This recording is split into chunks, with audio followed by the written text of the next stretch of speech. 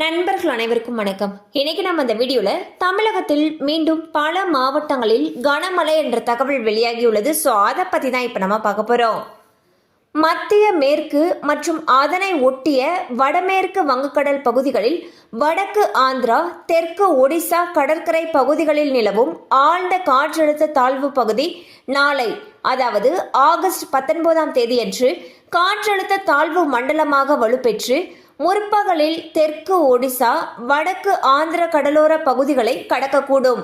இதன் காரணமாக தமிழகத்தில் ஓரிரு இடங்களில் நாளை இடியுடன் கூடிய லேசானது முதல் மிதமான மழை பெய்யக்கூடும்.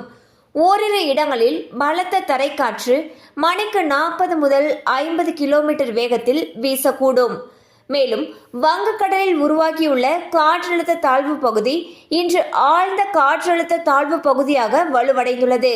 இந்நிலையில் இரவு சென்னை, காஞ்சிபுரம், கிருஷ்ணகிரி, தருமபுரி, திருப்பத்தூர், வேலூர், ராணிப்பேட்டை, திருவள்ளூர், நீலகிரி, கோவை, தென்காசி ஆகிய 12 மாவட்டங்களில் மழை பெய்யக்கூடும் என்று வானிலை ஆய்வு மையம் கணித்துள்ளது.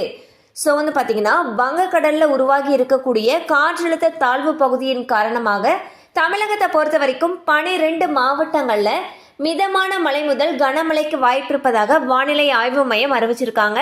ஸோ இந்த மழை அதிகமாக பெய்யும் பட்சத்தில் அந்த பகுதிகளில் இருக்கக்கூடிய பள்ளி கல்லூரிகளுக்கு விடுமுறை விடப்படுவதற்கான வாய்ப்புகளும் இருக்கு. கண்டிப்பாக இந்த அப்டேட் உங்களுக்கு பயனுள்ளதாக இருந்திருக்கும் நம்புகிறோம். மேலும் இது போல அப்டேட்ஸ் உங்களை உடனே ரீச் ஆகணும்னு நினச்சிங்கன்னா நம்ம சேனலோடு தொடர்ந்து இணைந்திருங்கள். தேங்க்யூ ஃபார் வாட்சிங்.